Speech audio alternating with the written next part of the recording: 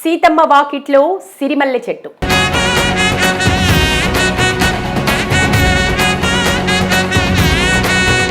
బరువు అనుకుంటే బరువు, సులువు అనుకుంటే సులువు, ఏది ఎలా ఉండాలో నువ్వే తేల్చుకో అంటూ 100 ఏళ్ల జీవితానికి కావలసిన స్ఫూర్తిని ఒక్క లైన్లో చెప్తూ పాట రూపంలో రాశారు లెజెండరీ రైటర్ సిరివెన్నెల.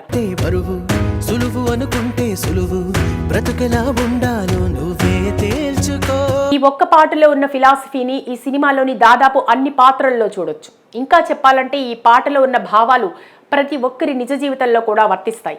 ఈ నేపథ్యంలో ఈ సినిమా గురించి చర్చించుకుంటే అందరి ఇంట్లో ఉండే చాలా సహజమైన కుటుంబ కథనే చాలా సింపుల్గా, ఎమోషనల్గా మన జీవితాన్ని, కుటుంబ పరిస్థితుల్ని తెరపై చూడొచ్చు. అయితే ఈ కథ ప్రతి ఇంట్లో ఉండే వాస్తవ పరిస్థితులకు అద్దం పడుతుంది.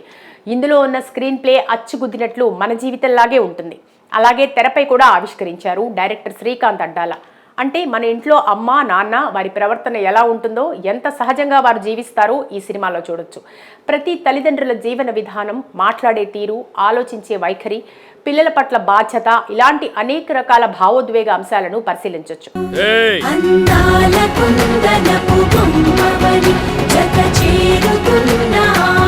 అయితే ఈ సినిమాలో హీరోలకి తండ్రిగా పోషించిన ప్రకాష్ రాజ్ రేలంగి పాత్రలో కుటుంబానికి పెద్దగా, ప్రశాంతమైన మనిషిగా, ఎన్ని కష్టాలు వచ్చినా బాధపడొద్దు, అన్ని పరిస్థితులు, సమస్యలు వాటంతటవే తొలగిపోతాయని ఎప్పుడూ నవ్వుతూ పాజిటివ్ మనిషిగా తన పాత్రలో ఒదిగిపోయారు.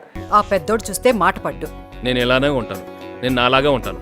హీరోలకి తల్లిగా చేసిన జయసుధ అందరి ఇంట్లో అమ్మలాగే ఇంటి బాధ్యతలను మోస్తూ పిల్లలు ప్రయోజకులు అవ్వాలని, వారికి పెళ్లి చేయాలని, అందరూ బాగుండాలని కోరే అమ్మ పాత్రలో సహజ సిద్ధంగా ఒదిగిపోయారు.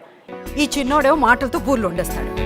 బేసిక్గా మీకు అబ్బాయిలంటే ఇష్టమే, పచ్చిగా చెప్పాలంటే కసి. ఇక మొదటి హీరోయిన్ గా అంజలి చలాకీ అమ్మాయిగా బావని ఇష్టపడుతూ, అత్త మామలకు ఇష్టమైన కోడలుగా కొంచెం అలుగుతూ, నవ్వుతూ, ఇంకొంచెం ఏడుస్తూ, మామయ్య పెంపకంలో పెరుగుతూ, ఇంట్లో పనులు చేస్తూ, అందమైన తెలుగుంటి అమ్మాయిగా, మన ఇంట్లో ఆడపిల్లగా అద్భుతమైన అభినయాన్ని తన పాత్ర సీత ద్వారా ప్రదర్శించింది.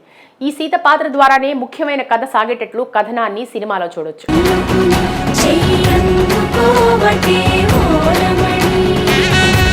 ఇక రెండో హీరోయిన్ గా సమంత ఆధునిక భావాలున్న సిటీ అమ్మాయిగా, నచ్చిన అబ్బాయిని మాత్రమే ప్రేమించి పెళ్లి చేసుకుంటానని ఇద్దరు హీరోల్లో ఒక హీరోని ప్రేమిస్తూ అతన్ని సరదాగా ఆట పట్టిస్తూ తన పాత్రలో ఒదిగిపోయింది.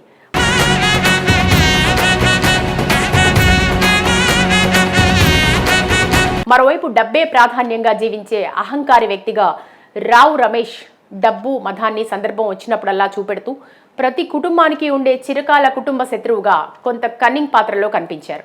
ఇక సందర్భం వచ్చినప్పుడల్లా మన చుట్టూ చేరి డప్పు కొడుతూ మన చుట్టాల్లో ఉండే కొంతమంది డబ్బారావుల వైఖరిని గుర్తు చేస్తూ తనికెళ్ల భరణి పాత్రను పర్ఫెక్ట్గా గమనించవచ్చు. ఇలా చెప్పుకుంటూ పోతే ఎన్నో పాత్రలు, అత్త, మామ, అక్క, చెల్లి, బావ, మరదలు, బాబాయ్, పిన్ని, అన్న, తమ్ముడు, స్నేహితుడు, మన చుట్టూ ఉండే మనుషుల జీవితాలని తెరపై చూసి ఫీల్ అవ్వచ్చు. ఇక చివరిగా చెప్పుకోవాల్సింది ఈ సినిమాలోని ఇద్దరు హీరోల పాత్రలు. ఒకరు విక్టరీ వెంకటేష్ పెద్దోడు, మరొకరు సూపర్ స్టార్ మహేష్ బాబు చిన్నోడు. అప్పటి వరకు టాలీవుడ్లో మల్టీ స్టారర్ చిత్రాల ప్రభావం తగ్గి ఎవరు చేయటానికి ఇష్టపడిన సమయంలో ధైర్యంగా ముందడుగు వేసి కథలో ఉన్న బలాన్ని నమ్మి అన్నదమ్ములుగా మేము చేస్తామంటూ ప్రతి ఇంట్లో అన్నదమ్ములు ఎలా ఉంటారో వారి మనస్తత్వాలు, మాట్లాడే విధానం, ప్రవర్తన తీరు, అన్నదమ్ముల మధ్య ఉండే చిన్న చిన్న సరదాలు, కోపాలు, తాపాలు అన్ని సన్నివేశాల్లో వీరి పాత్ర ద్వారా చక్కగా చూడొచ్చు. చూస్తున్నంతసేపు ఎక్కడా కూడా ఎమోషన్ కోల్పోకుండా హృదయం మొత్తం బరువైన భావోద్వేగంతో నిండిపోయేటట్లు వారి పాత్రల తీరును గమనించవచ్చు.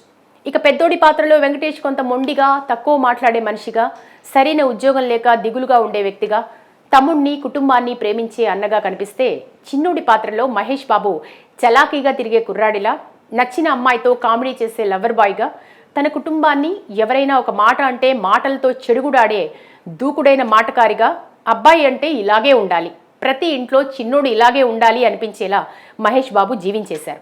ఇక సినిమాలో వచ్చే ప్రతి పాట కథకు తగ్గట్టుగా సుఖాలు, భయాలు, ప్రేమలు, కుటుంబ పరిస్థితులు, మానవ సంబంధాలు, బంధాలను గుర్తు చేస్తూ చక్కనైన అల్లికైన పదాలతో పాటలు రాశారు గేయ రచయిత సిరివెన్నెల.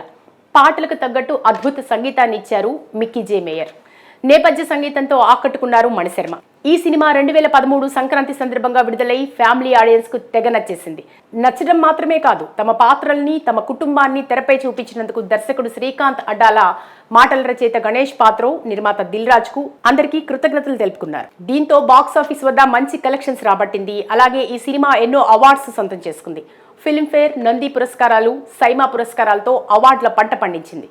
ఓవరాల్గా ఈ సినిమా విడుదలై పుష్కర కాలం దాటిన యువత, ఫ్యామిలీ ఆడియన్స్, అన్ని వర్గాల వారికి ఫేవరెట్ సినిమాగా మారింది. తెలుగులో బెస్ట్ క్లాసిక్ ఎవర్ గ్రీన్ మూవీగా నిలిచింది. ఇదిలా ఉంటే చాలా కాలంగా ప్రేక్షకులు అడుగుతున్న డిమాండ్ మేరకు మరొకసారి ఈ సినిమాను తెరపై చూసి ఎంజాయ్ చేసే విధంగా రిలీజ్ చేయాలని నిర్మాత దిల్ రాజ్ చిత్ర బృందం భావిస్తోంది. ఇందుకు గాను మార్చి 7వ తేదీన తెలుగు రాష్ట్రాల్లో పలుచోట్ల ఈ సినిమా గ్రాండ్ రిలీజ్ అవ్వనుంది. దీంతో థియేటర్స్ లో మరొకసారి ఫ్యామిలీ ఆడియన్స్ ఎంజాయ్ చేసేందుకు సిద్ధంగా ఉన్నారు.